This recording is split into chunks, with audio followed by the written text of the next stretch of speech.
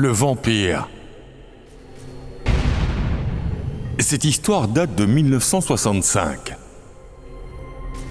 Un homme du nom de Thomas vit au Mexique avec sa femme Bella. Ils aiment faire de longs voyages en voiture ensemble. Mais cette nuit-là, ils ne savent pas qu'ils étaient observés par un homme sombre, avec des yeux rouges au clair de lune. Thomas chantait une petite chanson et Bella en était agacée. Thomas engagea la voiture sur un chemin de terre à travers les bois. La forêt est si dense et si sombre ici. Thomas, combien de fois dois-je te demander de ne pas aller par là ? Écoute chérie, c'est un raccourci. D'ici nous rentrerons plus vite à la maison. S'il te plaît, ne prends pas un tel raccourci. Thomas, combien de fois je te l'ai expliqué, mais tu ne m'écoutes pas du tout. Ok chérie, désolé. La prochaine fois nous irons par la route. Peu importe le temps que cela prendra. C'est bon, mais rentrons vite à la maison. Ces bois me donnent la chair de poule. Thomas conduisait quand il aperçut un homme devant lui. Cet homme fait des gestes pour arrêter la voiture. Hé, pourquoi ce type se tient-il comme ça ? Je vais m'arrêter, voir ce qui se passe. Pourquoi s'arrêter ? Nous ne sommes pas en sécurité au beau milieu de la nuit.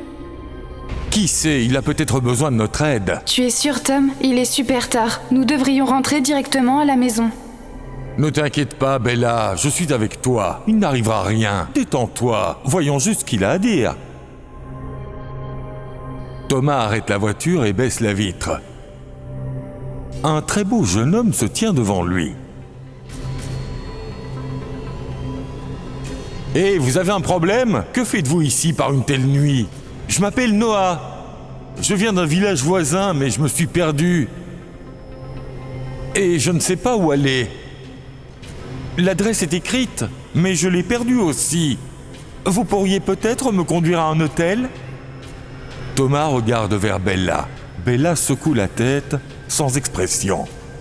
Allez, montez dans la voiture. Merci beaucoup. Si vous n'étiez pas venu, personne d'autre ne l'aurait fait. Aucun problème. Viens, assieds-toi dans la voiture. Thomas conduit et regarde aussi Noah dans le rétroviseur avant. Noah regarde par la fenêtre. Son corps brille au clair de lune. Je m'appelle Thomas et voici ma femme, Bella. Noah sourit et Bella regarde Thomas avec hargne. Thomas reprend la parole. Alors Noah, comment es-tu arrivé en ville ? Il y a un célèbre activiste du paranormal, Monsieur Handman. Je suis venu le rencontrer et je vais l'aider. Il y a récemment eu de gros problèmes dans cette ville. Incroyable ! Monsieur Peter Handman, c'est un très bon ami à moi, un type formidable. Vraiment génial. Vous venez le voir cette semaine ? Alors je vous y verrai. Tu sais quoi ? Tu devrais passer la nuit chez nous. Et demain, je te déposerai chez Peter. Vous êtes si gentil, merci. Bella se détend enfin et commence à parler à Noah. Noah, de quel gros problème parlais-tu ? Monsieur Handman m'a envoyé une lettre disant qu'un vampire s'est réveillé dans cette ville. Il se nourrit du sang de la population. Et nous devons le maîtriser. Peter m'a demandé de venir l'assister. De quoi tu parles ? D'un vampire ? Il y a de vrais vampires ? Oui, ils sont réels, Bella, madame. Bien. Alors dis-nous-en un peu plus sur ces vampires. J'ai lu beaucoup de choses sur ces vampires. Ces vampires sont une espèce très ancienne. Ils peuvent vivre de sang animal pendant des siècles et se transformer en n'importe qui. Et quand ils ressentent qu'ils sont assez vieux pour mourir, ils recherchent le sang des humains, ce qui les maintient en vie pendant des années. Ils peuvent lire dans les pensées et c'est une espèce très dangereuse. Thomas arrête la voiture. Eh bien, nous sommes à la maison. Maintenant, arrêtons ces histoires effrayantes. Bella, peux-tu servir du café chaud à tout le monde ? Oui, bien sûr. D'abord, entrons dans la maison. Noah regarda vers la maison et sentit l'odeur de la maison. Ses yeux étaient fermés. Thomas a remarqué son geste et posa une main sur son épaule en regardant vers lui. Noah ouvrit les yeux. « Ne sois pas timide, Noah. Considère cet endroit comme étant ta propre maison. D'accord, Thomas ?» Bella, Noah et Thomas sont installés dans le salon. Ils boivent du café. Thomas s'aperçoit alors que Noah ne boit pas de café. « Noah, pourquoi ne bois-tu pas de café ? Je n'aime pas le café. » « Oh, alors dis-moi qu'est-ce que tu aimes ?»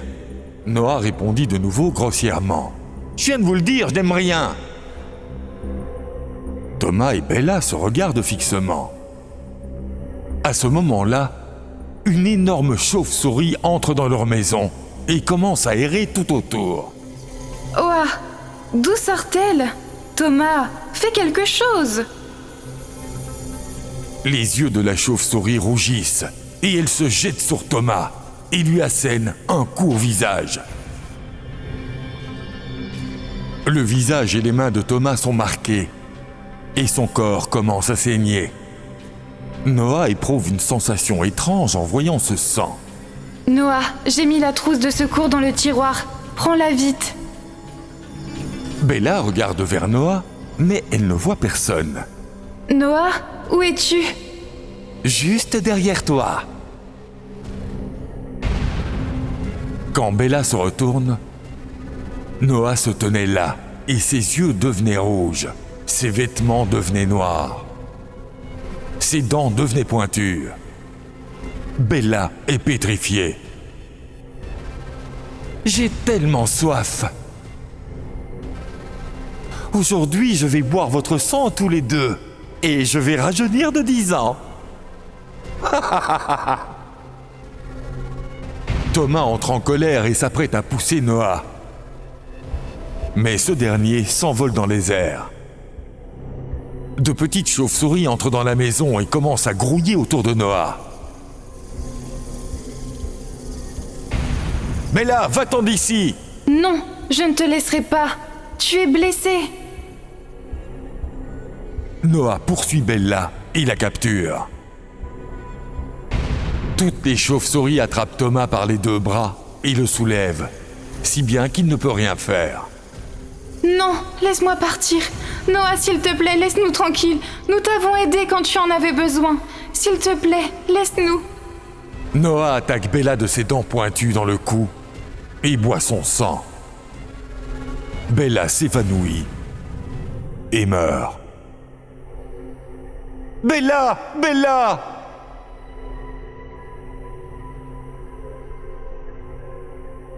Ta femme est morte.